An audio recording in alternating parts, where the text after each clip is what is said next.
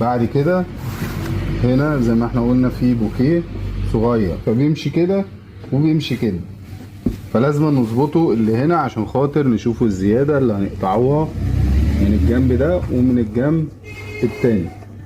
كده احنا شوفنا الزيادة فين، جايين مطلعينها كده وناخدوها بالمقص.